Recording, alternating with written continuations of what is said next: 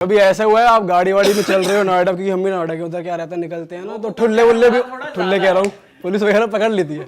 कभी ऐसा कुछ रहा है किस्सा?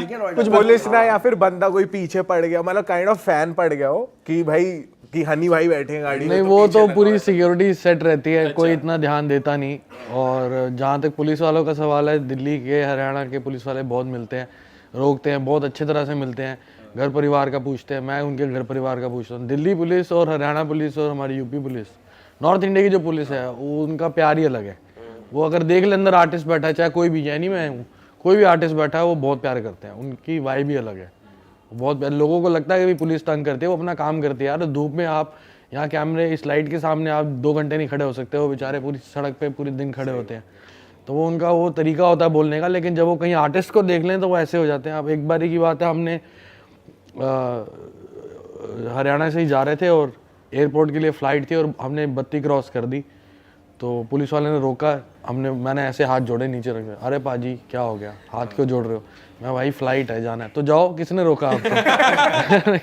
मैं क्या लगा भाई आपने गाड़ी रोकी है, वो तो बत्ती जंप करी थी, तो कोई बात नहीं, जाओ जाओ जाओ जाओ, फ्लाइट पकड़ो, अपनी फ्लाइट पकड़ो। तो पुलिस वाले तो बहुत प्यार करते हैं भाई, सारे ही। और पाजी कोई इम्प्रोव सीन की सोचा कुछ कि जैसे भाई बता रहे थे कि कॉल लगा, ऐसे कोई कि चलो गाड़ी लेके घूमने चल रहे हैं? और ऐसा तो मैं करता ही रहता हूँ, मैं दिल्ली की सड़कों पे ही रहता हूँ ज़्यादा वक्त, और मेरा जो भी गानों में निकलता है, चाहे वो म्यूज़िकल थॉट हो चाहे वो लिरिकल थॉट हो, सब दिल्ली की सड़कों से आता है। मैं कर्मपुरा से बिलोंग करता हूँ और मैं हफ्ते में 15 दिन में कम से कम, पहले ज़्यादा जाता रहा, अब कम जा पा रहा हूँ, लेकिन 15 दिन में कम से कम 2 बारी मैं अपने एरिया में जाता हूँ, स्ट्रीट फूड खाता हूँ।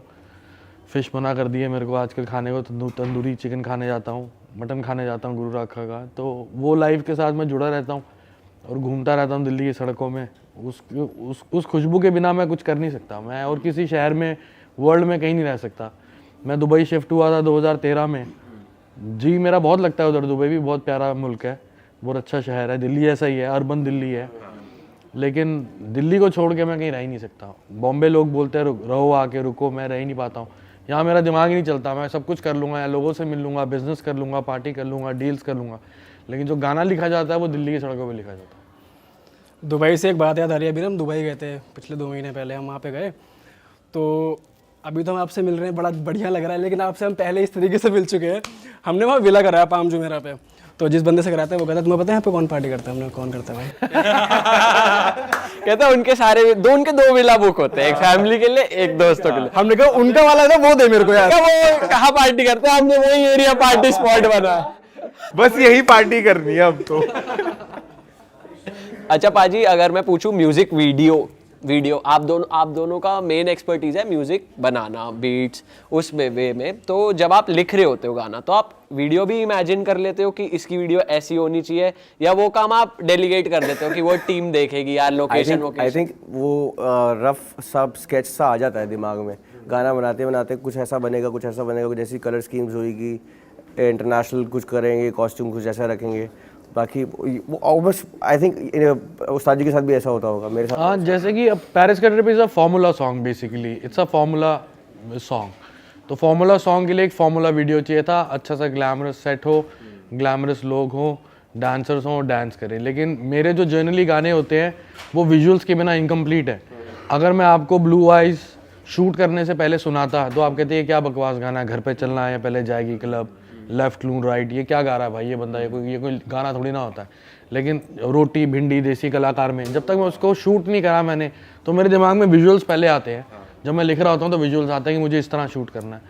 तो उसमें विजुअल में जहाँ तक सवाल है, हिंदुस्तान में हमारे बेस्ट आर्टिस्ट है मीर गुलाटी, जो अमेजिंग काम करते हैं मेरे साथ, पिछले 15 साल से हैं वो।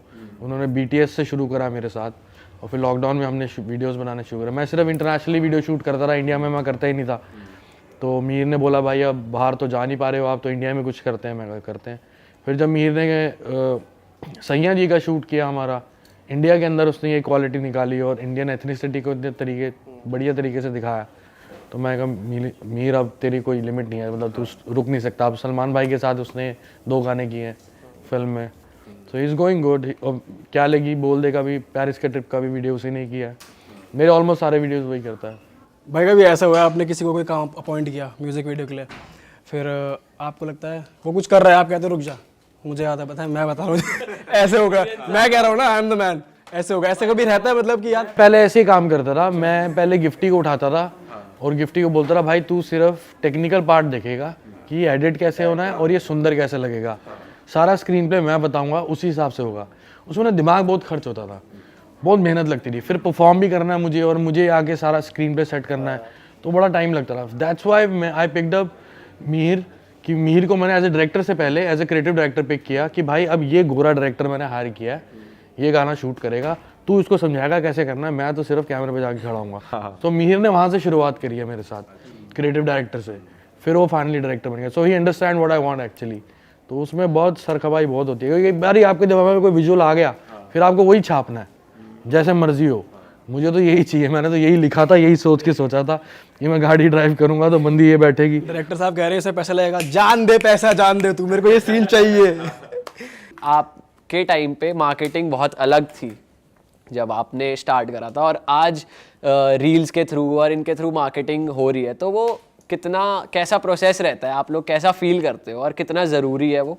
फील तो एक्साइटमेंट तो वही है भाई, मेरे को आज भी याद है खड़के गिलासी मैंने फर्स्ट म्यूज़िक किया था और इंग्लिश में रैप किया था अशोक मस्ती पाजी के साथ।